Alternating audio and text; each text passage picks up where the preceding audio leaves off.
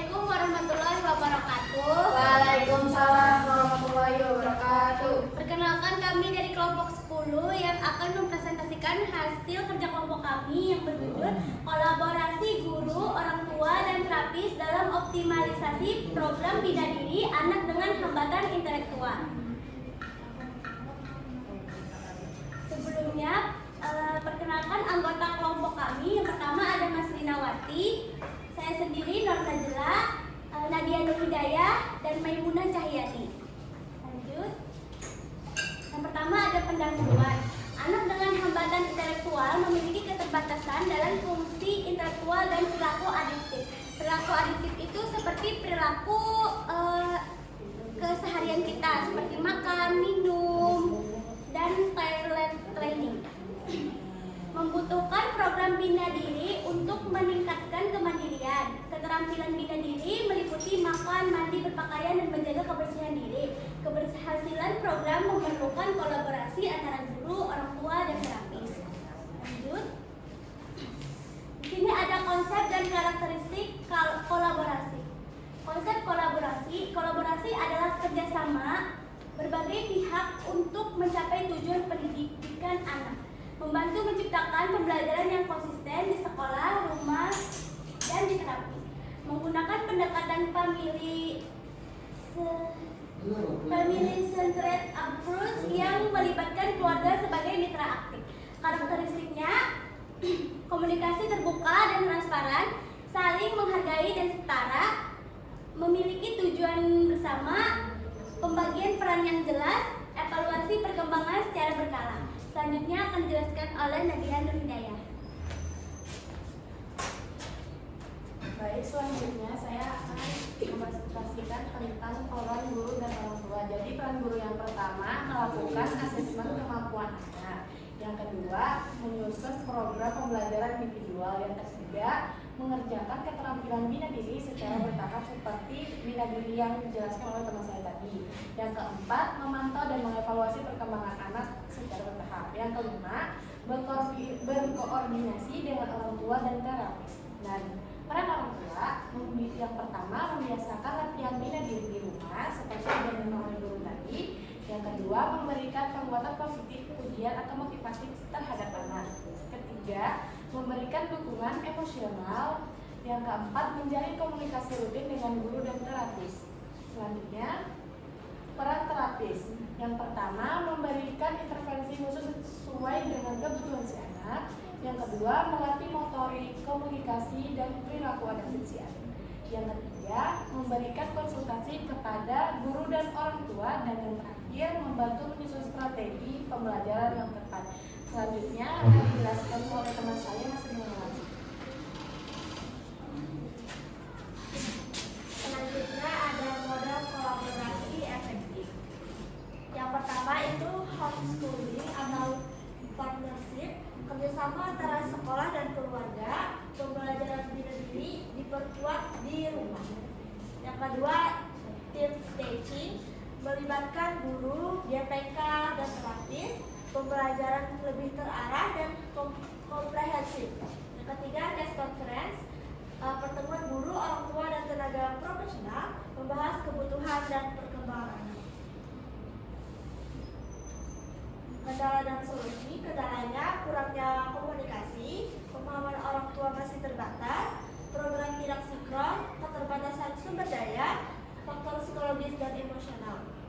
Kemudian solusinya komunikasi rutin, pelatihan orang tua, evaluasi bersama, pemanfaatan teknologi, serta dukungan psikologis bagi semua pihak.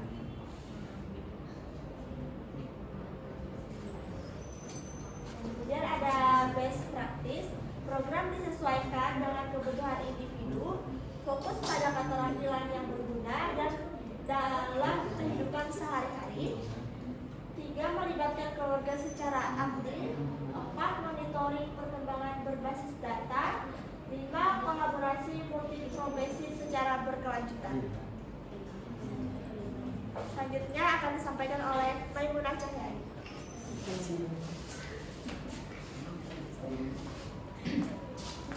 Selanjutnya di sini ada kesimpulan, yaitu yang pertama antara kolaborasi guru, orang tua, dan terapis itu merupakan kunci keberhasilan dalam program Bina Diri itu sendiri. Terus untuk yang kedua, setiap pihak memiliki peran yang saling melengkapi satu sama lain. Terus untuk yang terakhir, komunikasi, konsistensi, dan kerjasama yang baik dapat meningkatkan kemandirian anak dalam program Bina Diri Anak dengan Hambatan Intelektual. Selanjutnya, kami di sini akan menjawab beberapa pertanyaan yang sudah disediakan. Yang pertama, dipersilakan untuk Nadia menjawab.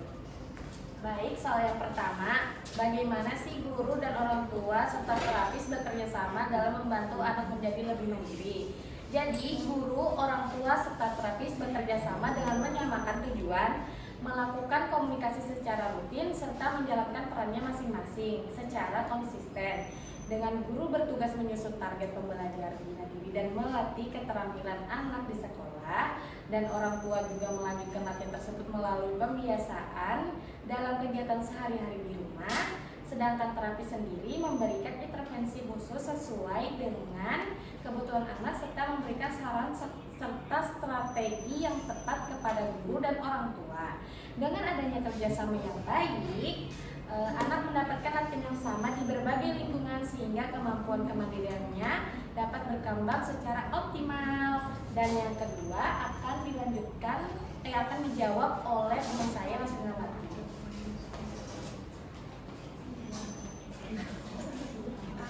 Pertanyaan kedua, apa kesulitan yang sering dihadapi dalam kerjasama tersebut? Nah, beberapa kesulitan yang sering muncul dalam kolaborasi adalah kurangnya komunikasi antara guru, orang tua, dan terapis, perbedaan pemahaman mengenai kebutuhan anak, ketidaksesuaian target atau metode pembelajaran, keterbatasan waktu untuk berkomunikasi, serta kurangnya sumber daya dan fasilitas pendukung.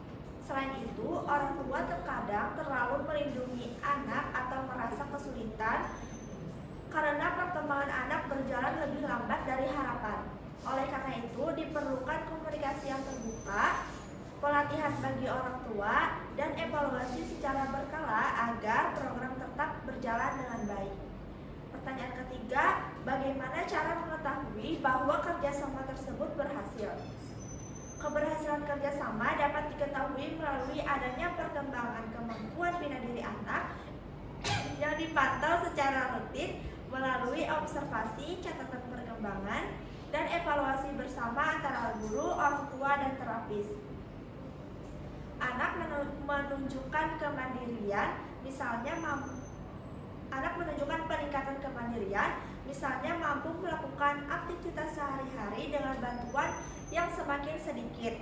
Selain itu, keberhasilan kolaborasi juga terlihat dari adanya komunikasi yang baik, tujuan yang sama, serta konsistensi strategi yang digunakan di sekolah, rumah, dan tempat terapi. Selanjutnya, untuk pertanyaan nomor 4 akan dijawab oleh Maimunah Syahriyani. Selanjutnya untuk pertanyaan nomor 4 itu adalah apakah cara kerjasama untuk setiap anak itu berbeda dan mengapa? Terus untuk jawabannya sendiri tentu saja cara kerjasama untuk setiap anak itu berbeda. Hal ini karena setiap anak itu memiliki karakteristik yang berbeda, baik dari segi kemampuan, kebutuhan, minat cara belajar anak, terus maupun hambatan yang dialaminya. Misalnya nih, ada anak yang cepat memahami instruksi secara verbal, tetapi ada juga yang lebih mudah belajar secara gambar ataupun dengan contoh langsung atau demonstrasi. Terus selain itu, tingkat perkembangan dan kemampuan setiap anak itu juga tidak sama.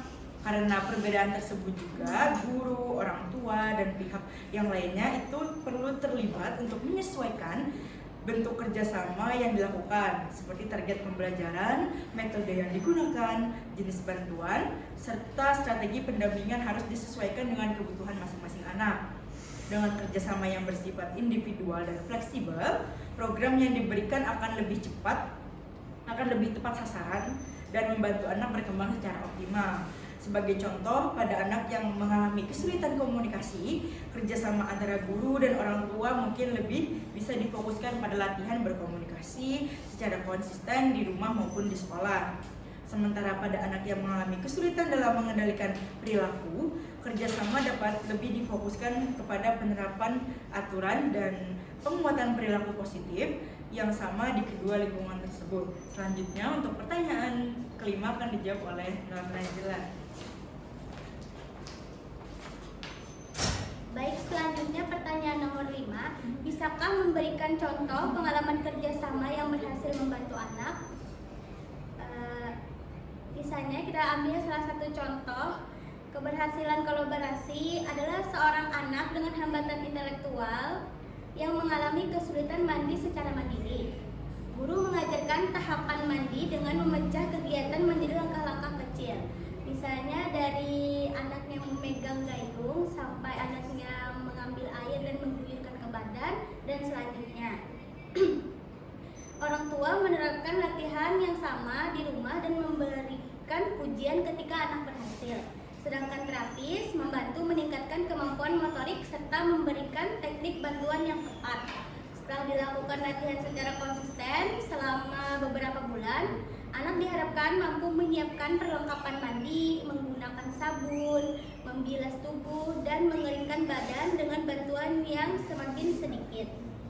Keberhasilan tersebut terjadi karena adanya komunikasi yang rutin, kesamaan tujuan, dan kerjasama yang konsisten antara guru, orang tua, dan terapis. Sekian presentasi dan pertanyaan yang bisa kami jawab. Wassalamualaikum warahmatullahi wabarakatuh.